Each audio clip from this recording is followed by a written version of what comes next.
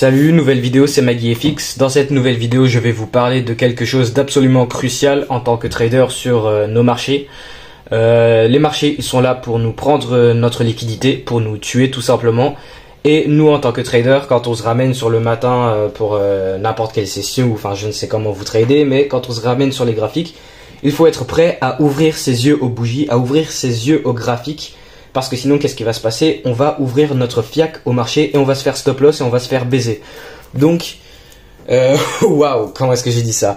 Alors, nous, en tant que trader, avec qui nous, on est, on est en compétition contre ce marché, eh ben nous, en tant que trader, on a un avantage sur le marché. Chaque trader a un système à suivre, un plan à suivre. Et qu'il soit gagnant ou perdant quand il prend une position acheteuse ou vendeuse, qu'elle soit gagnante ou perdante, au fil du temps, à la fin du mois, à la fin de 3 mois, à la fin de l'année, le but c'est d'avoir cet avantage sur le marché où on est rentable, ok? Et d'avoir un système qui se suit. Alors je ne veux pas faire la vidéo trop longue, mais moi par exemple, peu importe votre modèle, il n'y a aucun trader qui trade pareil. Moi je trade la Smart Money Concept, Wyckoff. Moi mon modèle d'entrée, j'ai plusieurs modèles d'entrée, mais je sais pas, je vais prendre par exemple, on a une tendance haussière, voilà, super. Tac, tac, bam. Ok, cassure de structure, on retrace. Là par exemple, on aurait la dernière SND qui a créé la cassure de structure, on aurait une forme de... Enfin, waouh, c'est fait n'importe comment. Mais je sais pas, genre, imaginons, on a une zone de résistance, ok, je sais pas, mais genre, là c'est vraiment un exemple. On a un modèle à suivre, et nous, en fait, en tant que trader, on se ramène pas sur les graphiques pour, en mode, c'est pas, on vient sur les graphiques, on analyse ce qui se passe, et on réagit au prix par rapport à ce qui se passe, genre, je dois être dans un mouvement, ok. Ça, ici, comment est-ce que j'aurais pu être dans ce mouvement acheteur? Ici, comment est-ce que j'aurais pu être dans ce mouvement vendeur? Là, comment est-ce que j'aurais pu vendre ce mouvement? Comment est-ce que j'aurais pu acheter ce mouvement? Il faut pas chercher à attraper chaque mouvement dans le marché parce que nous, en tant que trader, on n'attrape même pas, on trade même pas 0,01% des mouvements sur le marché. Nous, on est là, on a un système qui, au fil du temps, est rentable, on a un système rentable et on est là en tant que trader, notre but c'est d'analyser, c'est pas de trader. Notre but en tant que trader, ça semble fou, mais ce n'est pas de trader, c'est on vient sur les marchés pour analyser. On analyse et on attend, c'est un jeu de patience, on attend à ce que notre modèle arrive, on exécute dessus en suivant notre plan. Et vu que ce modèle, c'est notre modèle qui pour nous est prouvé d'être rentable. Ok, les trades perdants, ça arrive, ça arrive, ok, c'est le but du jeu, ça arrive. Mais faut bien comprendre que notre modèle, c'est notre système qui est rentable. Et c'est la seule chose sur quoi on doit exécuter. Si on n'a pas notre modèle, si par exemple ici, là, j'aurais pas pu me placer, et là je rate l'achat, oh non, comment est-ce que j'aurais pu me placer dans l'achat? Non, genre là par exemple, on est sur quel time frame? Là on est sur le 4 heures. Mais en réalité par exemple, qu'est-ce on sait pas, mais genre ici on peut avoir fractalement, vu que les marchés sont fractales, on peut avoir sur les autres temporalités mes modèles d'entrée. Comment dire, juste on vient sur les marchés, on est là pour analyser, et quand notre modèle apparaît, on exécute dessus, on suit le plan, on suit les étapes, et on sera rentable, vu qu'on a un modèle qui est rentable, et c'est comme ça qu'on trade. On est là pour analyser. Quand notre modèle il apparaît, on se place dessus et c'est un jeu de patience, ok? Et si normalement ton modèle c'est pas un truc du futur, c'est impossible de passer un mois sans placer de trade, sans que ton modèle n'apparaît au moins 2 ou 3 fois. Et quelque chose des résultats professionnels en tant que trader. Si tu fais 10% par mois en risquant 1% de ton capital par trade, c'est une performance professionnelle. Donc imagine, tu as un ratio risque-récompense minimum de 1 pour 3. Quand tu risques 1% de ton capital sur un trade, imagine tu as un compte à 1000 balles et tu risques quoi? Enfin non, je sais pas, imagine tu as un compte à 10 000 balles et du coup tu risques 100 balles sur ton trade. Et tu as un ratio risque-récompense de 1 pour 3. Si tu perds le trade, tu perds moins 1%, du coup 100 balles. Si tu gagnes le trade, tu gagnes 300 balles, vu que tu risques 1 pour gagner 3. Imaginons de tout le mois, t'as attrapé que 4 trades. Ton modèle d'entrée, ton setup, voilà, le setup, imagine, il a apparu que 4 fois durant le mois. Une fois sur les 4 fois, t'as perdu. Une fois, t'as perdu 1%, et les 3 autres fois, t'as fait 3 fois 3 RR, ça t'a fait 9 RR, 9 RR moins le 1 d'avant, ça te fait 8 RR. Déjà, rien que là, tu fais 8% par mois. Si j'ai bien fait le calcul, je suis vraiment désolé, je suis très nul en maths, je sais pas si j'ai fait une erreur dans ce que je viens de dire, mais voilà. Donc nous, en tant que trader, on est là pour analyser, on vient sur le marché, on n'est pas là pour venir sur les marchés. Ok, qu'est-ce qui se passe? Ok, je réagis par rapport à ce qui se passe, j'appuie sur le bouton acheter et vendre. On n'est pas là pour venir et trader, on vient pour analyser et patienter à ce que notre edge, à ce qu'on appelle en anglais on appelle ça un edge, c'est notre avantage sur le marché, c'est notre avantage. Genre, on est contre le marché et nous, on a un modèle qui, quand il apparaît, on capitalise sur ça. Donc, je sais pas, on a une zone de résistance. Imagine juste ton modèle, ton plan de trading. Ton plan de trading, c'est, je sais pas. Là, merde, c'est où? Donc voilà mon plan de trading pour trader l'or et le bitcoin. Imagine toi ton plan de trading, je sais pas, là j'invente un truc. Là j'invente un modèle. T'as un niveau de résistance. Une fois que le prix il est sur ton niveau de résistance, tu attends un modèle de retournement avec les bougies, que ça soit une englobante, une pattern de variation, plus une croisée de moyenne mobile, et dès que t'as ça, tu entres. Peu importe votre modèle d'entrée, mais il faut que vous ayez un modèle d'entrée. C'est bien de faire du top-down analysis, que vous analysez le marché depuis le début des plus grosses time frames sur les années et les mois, et puis vous descendez au fur et à mesure. Mais après, comment on dit, vous réagissez par rapport à ce qui se passe. Genre, vous n'avez pas de réel modèle. Donc ouais, nous en tant que trader, on n'est pas là pour attraper tous les mouvements, on n'est pas là pour trader, on est là pour analyser et patienter à ce que notre setup sur lequel nous donne notre avantage sur le marché, ce setup là, on peut en avoir plusieurs, mais nos modèles d'entrée, nos setups, nous donnent cet avantage sur le marché et on ne trade pas tous les mouvements, on ne veut pas entrer dans tous les mouvements. On attend qu'il apparaisse devant nous, on patiente, on est là, on attend. Je sais pas, ça peut être n'importe quoi. On a la rangée, l'accumulation de la session asiatique, on la liquide vers le bas, on prend la liquidité du bas de la session asiatique.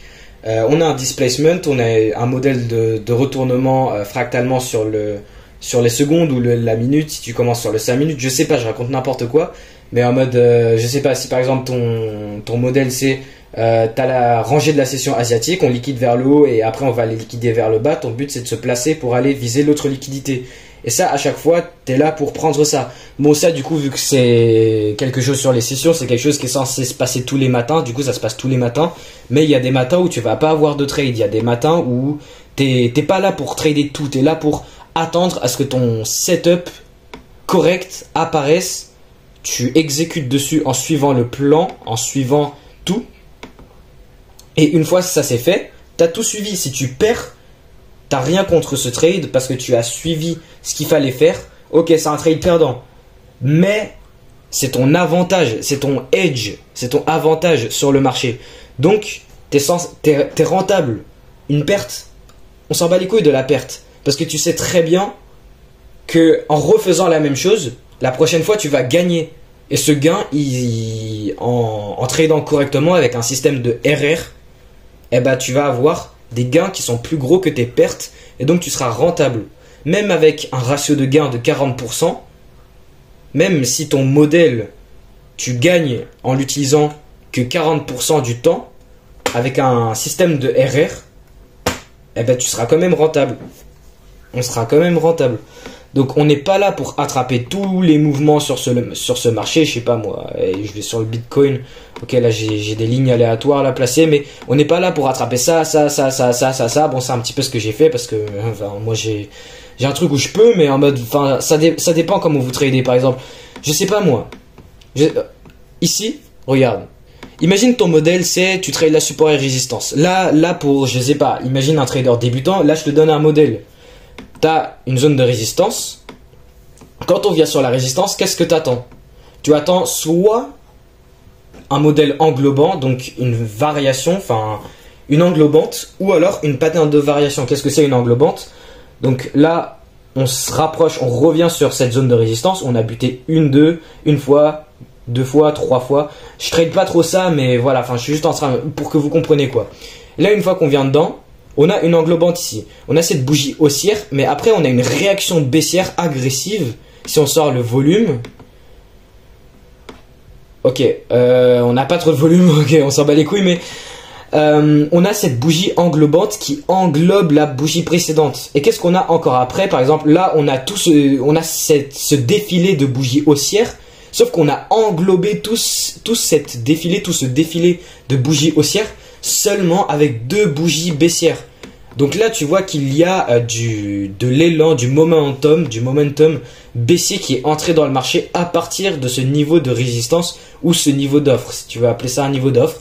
Donc là, je sais pas, donc là maintenant tu te places, stop loss au-dessus du haut, et là voilà, là le prix il est bien parti, ok. Mais là c'est bête, mais vous savez normalement ce que je suis en train de dire. Vous avez un modèle, on a tous un modèle. En tant que trader, on a un modèle, un setup, une manière de faire, notre plan de trading. On se ramène sur les marchés pour analyser et on patiente à ce que notre modèle apparaisse. On le trade, on suit le plan, on suit tout ce qu'il y a. Et si on perd, c'est pas grave parce que on s'en bat les couilles parce qu'on sait très bien que le prochain sera gagnant. Ou même si pas dans le pire des cas, mais imaginons tu fais 2 pertes d'affilée, bah ton troisième trade, il sera gagnant. Et il reprendra toutes les pertes d'avant. Parce que tu as perdu 2% en risquant 1% par trade. Si tu as perdu 2 trades, tu as perdu 2%. Sauf que si tu as un RR de juste 1 pour 3, tu vois, tu places l'outil comme ça, tu vises 3 fois, genre je sais pas, je mets le stop loss comme ça. Et là, déjà, tu as un trade comme ça, ton gain, il est 3 fois ta perte. Donc si tu perds 2 trades d'affilée, et mais que tu gagnes 1 et que tu fais 3% en un trade, mais que tu as perdu 2%, tu es quand même à plus 1% alors que tu as perdu 2 trades sur 3. Tu peux avoir un ratio de gain inférieur de 50%, mais voilà. Bon, après ça, c'est pas... mais voilà, c'est pour partir, genre vraiment, pour que ça soit compréhensible. On n'est pas là pour... ça a baissé, comment est-ce que j'aurais pu être dans cette vente? Comment est-ce que j'aurais pu être dans cet achat? Comment est-ce que j'aurais pu être dans la vente ici? Comment est-ce que j'aurais pu attraper ça? Comment est-ce que j'aurais pu attraper cette vente ici? Comment est-ce que j'aurais pu vendre le haut qui est ici pour ensuite passer là et racheter ce retracement pour ensuite repasser pour créer une nouvelle cassure de structure et puis racheter le retracement dans le niveau d'offre qui est là pour revendre mais mitiger la demande qui est là-dedans pour repasser à la hausse et après revenir dans le niveau d'offre qui est ici pour partir à la latérale et créer un niveau de résistance sur juste après lequel le prix il est passé à la baisse, enfin mais genre voilà, on n'est pas là pour attraper tous les mouvements, on n'est pas là pour ouvrir le graphique le matin. Ok, on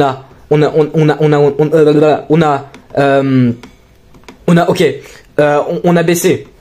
Ok, merde, ça monte. Comment est-ce que je dois être dans ce mouvement? Comment est-ce que je veux être dans le mouvement? Je dois faire de l'argent. Comment est-ce qu'on doit être dans le mouvement? Ok, je place ça, mais là t'as quoi? Là t'as un RR négatif, là t'as du 1 pour... Enfin, c'est trop bête ce que je vous dis, mais vous avez capté, on est là pour...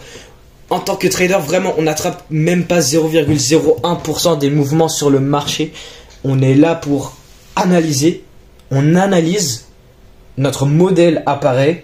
Quoi que ce soit en tant que trader, que tu sois un trader ICT, que tu trades breaker block, le market maker model, le unicorn breaker block reversal de turtle soup de mes couilles, enfin je sais pas. Bon, j'adore ICT, c'est super ces trucs. Là je pars en vrille, mais en mode je sais pas, n'importe quoi, support et résistance, trendline, je sais pas moi, une trendline.